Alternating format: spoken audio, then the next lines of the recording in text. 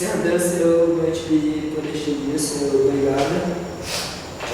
Quero te agradecer por mais uma noite que o Senhor me discipulado e essa oportunidade de falar da vida que o Senhor me deu e que eu possa transmitir essa vida bem, Senhor, que todos possam entender, Senhor, a vida desse grande servo, dessa coisa aqui. Eu vou começar com uma parte da história da família de Charles Spurgeon, o que eles sofreram para não aceitar o catolicismo e para assim pregar o evangelho. A família de Charles Spurgeon, escapando da perseguição contra os protestantes perpetrada por Filipe II, fugindo da Holanda para a Inglaterra por volta de 1570, estabelecendo na região de East Anglia, no século XVII.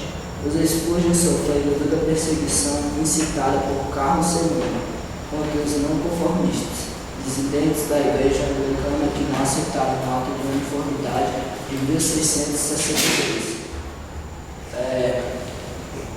Aqui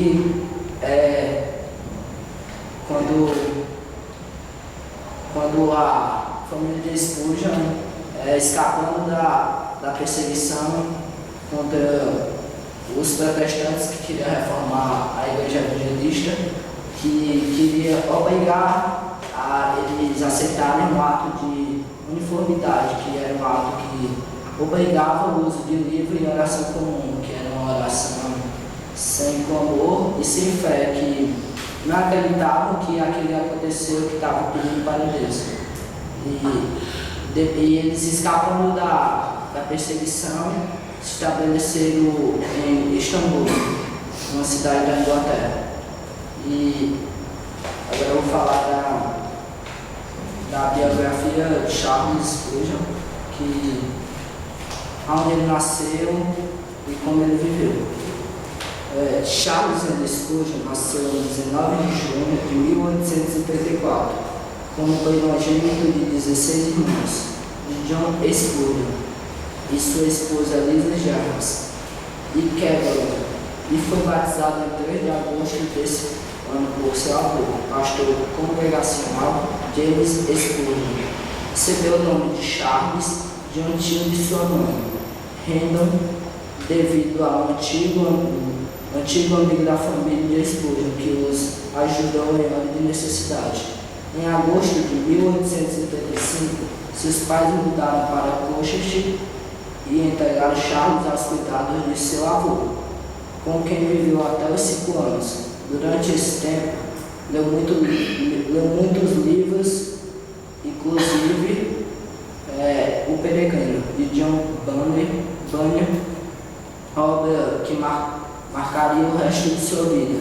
Também leu da biblioteca de sua avó muitas obras de puritanos como Richard Baxter e John Wanley. Aos seus anos, voltou a morar com os pais, já devidamente instalados em Colchester. E um comentário que seu avô. Aos 10 anos, um pastor chamado Richard Kinnear percebeu muito ao jovem Charles ao declarar que esse menino pregaria o evangelho a grandes multidões. Esse fato marcou profundamente a mente da jovem criança. Spurgeon cursou seus estudos em Colchester até 1848, indo depois a Newmarket para estudar numa escola localizada na área de Cambridge. E que é esse comentário que esse pastor fez, que ele pregaria a grandes multidões e marcou a vida dele, e eu acredito que ele foi esse grande pregador, como todos conhecem, por este comentário desse pastor. E ele tanto foi um grande pregador como um grande escritor e editor de vários livros e sermões. E eu falar também da conversão dele, que ele foi muito sofrido e teve muitas dúvidas. De 1848 a 1850, Charles Spurgeon teve um período de muitas dúvidas e amarguras. Esteve sob grande convicção de pecado. Ficou convicto que não era uma questão de fato, mesmo sendo criado em todo o ambiente religioso de sua família e região, e sob a forte influência puritana e não conformista. Em janeiro de 1850, tendo como objetivo ir a uma reunião matutina em uma igreja congregacional em Coxas para buscar paz em sua perturbada alma, se deteve numa capela de metodistas primitivos em Ashley Street, mas em consequência da forte nevasca que por volta própria. Nessa capela, o jovem juntou-se à pequena congregação quando, sem pregador para ministrar a palavra, um simples ministro itinerante chamado Robert Young, em missão pela região de Coxas entre 1850 a 1851, nesse dia subiu ao púlpito, mesmo sem grande habilidade de orador, e repetiu nervosa e constantemente o texto de Isaías 45, 22. Olhar para mim e sereis salvos, vós todos os termos da terra. Depois de certo tempo, apelou aos presentes que olhassem para Jesus Cristo. Spurgeon olhou para Jesus com fé e arrependimento, tendo ele como seu Salvador e substituto, e foi salvo. Que é como acontece com muitos cristãos que, só porque nascem em casas que seus pais são cristãos, sua família toda, pensa que vai ser salvo por isso.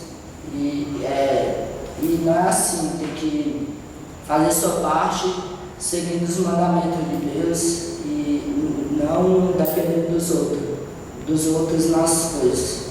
E foi o que aconteceu com ele, teve muitas dúvidas e pensava que era salvo por sua família ser cristã. Mas ele, como sempre acontece, a pessoa se reflete e passa a saber que não é assim. E o texto que também marcou foi Isaías 45, 22. Olhai para mim, sereis salvos, vós todos os termos da terra. E ele se converteu por isso, e eu acho que tudo que ele fez foi olhando para Deus, e ele conseguiu ser um grande pregador por olhar sempre para Deus e sempre alcançar ele. E sermões que ele fez, eu vou contar que foram belos, e muitos livros que os outros fizeram por causa dos sermões dele, que foi criados com muita fé. A importância de Charles Spurgeon como pregador só encontra parâmetros em seus trabalhos impressos. Spurgeon e seu amigo John Asner, um editor e membro de Mill Park Street, começaram em 1855 a publicar semanalmente sermões e impressões vendidos a baixo preço, pelos idos de 1850. Era uma prática muito comum a publicação e distribuição de sermões escritos pelos maiores pastores não conformistas, tanto na Inglaterra como nos Estados Unidos. Spurgeon publicou seu primeiro sermão em Cambridge, no Seminário Avulso, e em 1855 surgiu a ocasião da publicação semanal. Os sermões pregados por Spurgeon domingo de manhã eram publicados na quinta-feira seguinte e revisados pelo próprio Spurgeon. E os sermões pregados domingo à noite e quinta-feira à noite eram reservados para a futura publicação. Isso e mais alguns sermões escritos por Spurgeon, quando doente, formaram um tal acervo que garantiu a publicação semanal até o ano da morte de Spurgeon. Até essa data, 2.241 publicados. E dos outros, até 1917, totalmente 3.653 sermões publicados, divididos em 63 volumes, maior que a Enciclopédia Britânica e até hoje considerada a maior quantidade de textos escritos por um só cristão em toda a história do cristianismo. No sermão número 537, a regeneração batismal, pregada em 1864, foi o que mais vendeu individualmente quando Spurgeon era vivo. A demanda chegou a 3.000 impressões em uma semana. Em 1892, os sermões de Spurgeon já eram traduzidos para cerca de 9 línguas diferentes. E um comentário de sua esposa aqui, Susana Spurgeon.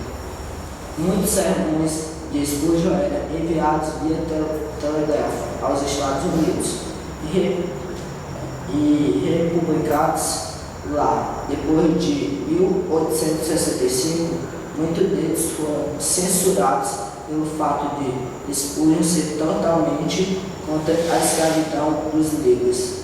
Nessa época, ocorreu a Guerra de Secessão. Também escreveu e editou 135 livros durante 27 anos e editou uma revista mensal denominada A Espátula e a Espada. Seus vários comentários ainda são muitos livros. O seu tesouro Davi, uma compilação de comentários sobre os Salmos, levou mais de 20 anos para sua conclusão. E que é quando ele se converteu no texto de Isaías, que sempre ele olharia para Deus, ele conseguiu fazer todos esses sermões e até após a morte dele, fizeram um livro de seus sermões que eram tão bem feitos que eles fizeram outros livros com seus sermões feitos. E uma obra que ele também fez, que ele ao olhar para Deus e querer só fazer o evangelismo se espalhar, ele fez um colégio para os jovens que ele queria que se tornasse um pregador como ele e com seu amigo. Spurgeon, desde o início de seu pastorado, começou a treinar alguns jovens que ele queria ter o chamado para a obra evangelística do pastorado. Seu primeiro aluno foi Thomas Methodist, em 1856. Com o tempo, muitos jovens começaram a requerer de Spurgeon instrução, e ele, junto com o congregacional George Rogers, abriram em 1856 o Colégio do Pastor. E Rogers foi colocado como diretor nos primeiros anos. O colégio funcionou na casa de Rogers e Spurgeon bancava as despesas dos alunos com o lucro da venda de seus livros e sermões. Depois de certo tempo e o aumento dos alunos, as aulas eram dadas na antiga e desocupada Capela de New Park Street e posteriormente na parte inferior do tabernáculo metropolitano. Várias conferências pastorais na época de Spurgeon foram realizadas nesse colégio. Até mesmo o brasileiro João Manuel Gustavo dos Santos foi enviado pelo diretor Robert, diretor Robert Calley, do Rio de Janeiro, em 1872, para se preparar para o ministério pastoral nesse colégio, regressando em 1875 e sendo depois o primeiro ministro protestante congregacional brasileiro. Aqui vê que ele não tinha ganância, tudo que ele ganhava, ele sempre fazia para outra obra de Deus. Ele ganhava dinheiro de livros, ele aplicava em colégios, tudo para espalhar o evangelho. E falar dos últimos dias dele, a morte dele, e e o quanto ele sofreu também. Até o último ano de seu pastorado, 14.692 pessoas foram batizadas sob seu pastorado. Nesse meio tempo, Spurgeon teve sua saúde gravemente debilitada. Spurgeon desenvolveu, por volta dos 25 anos, gota e reumatismo e grandes ataques de depressão, principalmente depois de 1857, quando o culto realizado em Surrey Garden foi organizado para cerca de 10 mil e, devido a um tumulto provocado por um falso alarme de incêndio, levou à morte 6 pessoas. Quanto mais a idade avançada, mais as suas enfermidades o debilitavam. Spurgeon posteriormente teve uma melhora da luta, mas nunca esteve em pleno vigor novamente. Sua esposa Susana também tinha graves problemas de saúde, devido à cirurgia que a deixou praticamente inválida por diversos anos, e isso agravava mais ainda a situação. Por diversas ocasiões, Spurgeon teve que se ausentar de seu púlpito por recomendação médica. Chegou a passar alguns períodos de férias na Europa e, depois de 1876, muitas vezes cerca no fim do ano, se hospedava em Minden, sul da França, pelo clima mais quente que na Inglaterra, por recomendação médica. Depois de 1887, foram cada vez mais constantes essas viagens, chegando a passar meses em retiro. Nessa época, Spurgeon foi diagnosticado da doença de Brett, uma doença degenerativa e sem cura. Muitos sermões seus eram lidos e outros escritos enviados a tabernáculo para leitura, para suprir a falta do pastor. Em 1891, sua condição se agravou, forçando Spurgeon a convidar o pastor presbiteriano Arthur Pierson, dos Estados Unidos, para assumir temporariamente a função principal do tabernáculo.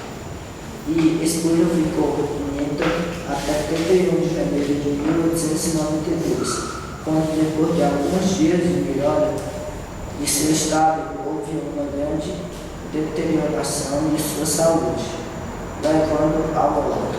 Nessa data, aos 57 anos, o corpo de Spurgeon foi trasladado da França para a Inglaterra, onde foi sepultado no West Norwood cemitério e crematório, próximo a Londres, na ocasião de seu funeral. 11 de fevereiro de 1892, muitos cortejos e cultos foram organizados em Londres, e 6.000 pessoas leram diante de seu caixão o texto de sua conversão. Isaías 45, 22. Olhai para mim e sereis salvos, vós todos os pernos da terra. Spurgeon está sepultado no cemitério de Norwood, com uma placa que diz: aqui jaz o corpo de Charles Spurgeon, esperando o aparecimento de seu Senhor e Salvador Jesus Cristo.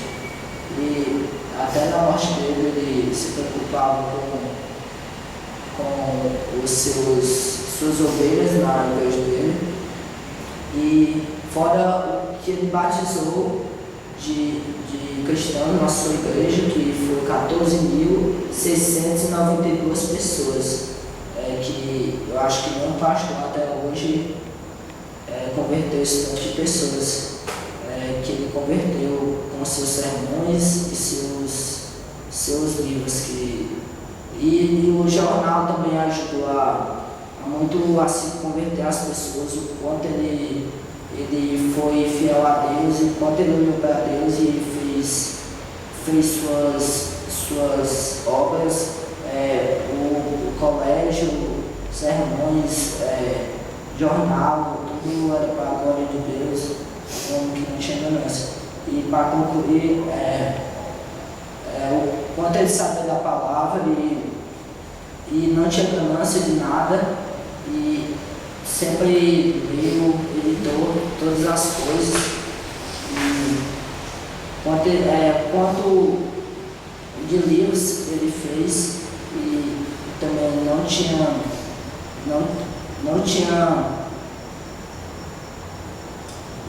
tinha ganância, mais uma vez aqui, que também fez seu amigo que estava passando por dificuldade,